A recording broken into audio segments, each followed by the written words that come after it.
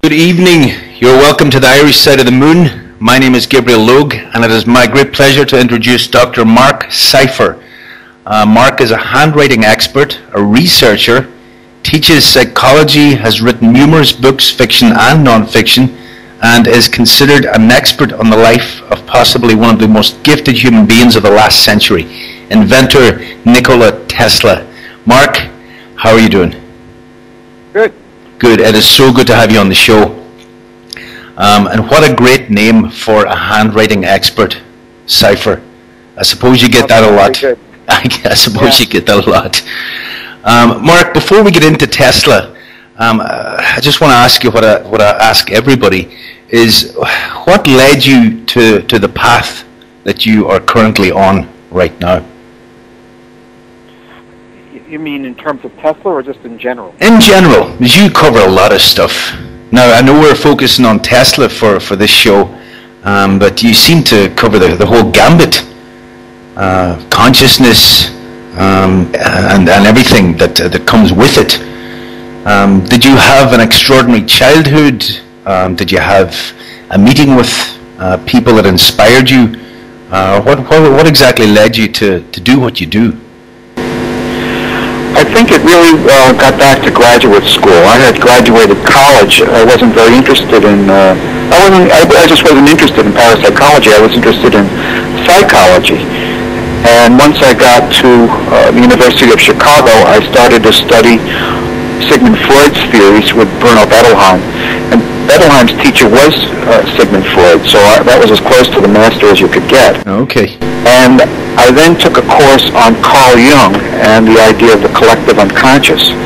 And I had never really known very much about the collective unconscious at the time. And I began to do research. I came up with the premise that at deeper levels of our mind, you get more and more into the unconscious. I always thought that just as there is an infinity outside of our head, there's got to be an infinity inside our head. So where did it end? That was pretty much my premise. And so I started to get into the deeper realms of the unconscious. And I came across a book written in 1901 by Frederick Myers. And the name of the book is called Human Personality and Its Survival of Bodily Death. That's the title of the book. And so he's talking about life after death, and he's talking about the astral plane. But he's also talking about something called the universal mind. And this was, 20 years before Carl Jung. And the idea of the universal mind is that at deeper levels of the mind, all minds are one, or all minds are interconnected. That would explain telepathy. So what you and I are thinking in our conscious is one thing, but as you get deeper and deeper into the unconscious, you're more likely to, connect mentally. And so people that have similar minds, for instance, identical twins, will have a lot of ESP. Okay. And I started to have a number of psychic experiences. I'll tell you one. I had many of them, but this one was one of the first major ones that I had. And what age were you at this stage? Well, I was around. I was in my mid-20s. Okay. And I had, I had a roommate from college, and then I went off to graduate school, and I came back, and we hooked up again, and so he was my roommate again. And I had a dream that, my friend's name is Ken, that Ken was backing up my car at a train station, and he got into a minor car accident. Okay. And then, the dream was more complicated, but that was the main thing. So Ken wakes up, and he gets home, and we're having breakfast. He said, Marc, I just had a dream that I was driving your car, backed it up, and got into an accident at a train station. I mean, it was just so ridiculous. And I started to teach courses on parapsychology. And I was teaching courses at Providence College for 15 years on ESP. And I met a number of psychics, Uri Geller and Swan and healers. And I began to learn about another world. But I saw myself as a scientist. I mean, I was not, I might have a flaky side to me, but pretty much I want to be able to prove these things. That's important to me. And so in 1976, I was writing articles for a friend of mine's magazine. He was the editor of two magazines, Ancient Astronauts and also ESP magazine. This is a funny story. I should tell it to you. Yeah, go. He, My friend's name is Howard Smuckler, and he was teaching a course on UFOs, and I was teaching a course on parapsychology. He was teaching here in Rhode Island, which is near Boston, and he was also teaching in New York. So he's commuting back and forth. And he goes into the magazine store, and he sees a magazine on French poodles. And then he sees another magazine on rifles. And he looks up the name of the magazine editor, and he goes into the guy's office. And he says, how could you have a magazine on French poodles? And the guy says, I don't care what the topic is. If I can sell 20,000 a month, you could do it on napkins. So he said, you mean could I do it on, say, ancient astronauts? He said, yeah. He said, how about ESP? He said, yeah. So he comes back home. He says, Mark, I'm the editor of 2 magazines. And so I'm writing under like 5 different names. We're trying to get writers for these 2 magazines. And I started to do research on it was a Tibetan Buddhist. His name was Lobsang Lampa. And he had written a book called The Third Eye. It was the autobiography of a Tibetan Lama. Okay. You don't find out until the 3rd book that he's actually a British plumber. And he was very depressed.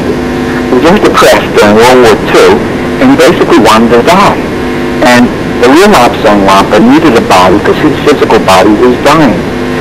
So they made a deal that they would take Cyril Hoskins up into the astral plane, and so his soul would go to heaven, and Lampa would take over, and he'd continue to write. He wrote like 15 books. They're really interesting books. You read stuff in there that you've never read any place else ever. I'll give you one example. He talked about creating a filing cabinet in your mind where you could file all the information that you ever wanted, and that's one way to organize your thoughts. That's just one little tiny thing.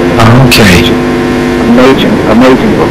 So I needed to write an article on Lobsang Lampa. You know, I wrote it in defense of Lobsang Lampa. I said there was a lot of validity to the possibility that Cyril Hoskins, one way or another, was a medium, that he was transmitting information from this higher person, a higher energy. Yeah. And I came across a book which was about avatars. These were people that had come to the earth to enlighten the earth. And one of them was Raphael, one of them, of course, was Jesus Christ. And another one was this fellow by the name of Nikola Tesla. Tesla had come from another planet, Venus or Mars. He had landed on the earth in 1856, and he gave us all of these inventions. He gave us fluorescent lighting, the optical power system that we have, wireless communication, remote control, robots, you know, the list went on. And I was thinking, this is ridiculous, you know. So I'm in the library, it's a near public library. So I go downstairs, and I look up the guy's name, and I find out he really lived. There was really a guy by that name. And he really had patents on AC power system. So he became the subject of my doctoral dissertation. And what I set out to do was to see, was he really the primary inventor of the hydroelectric power system that we have? Was he really the major inventor behind radio, behind remote control, and on and on? And I found out that he really and truly was.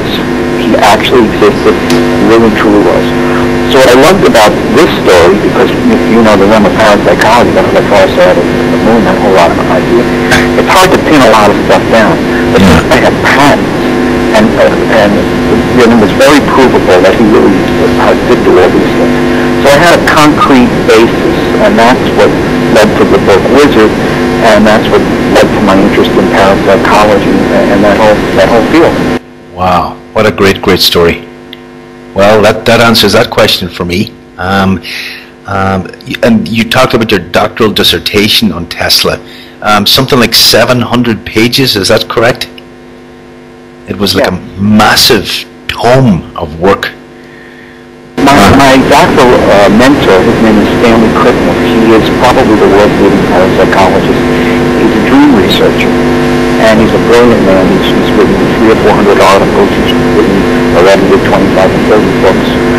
And he literally flies all over the world. He could be speaking in Russia or Brazil or Argentina or someplace else. And he would take chapters. He only had a few doctoral students. and he'd read them on the plane or whatever. And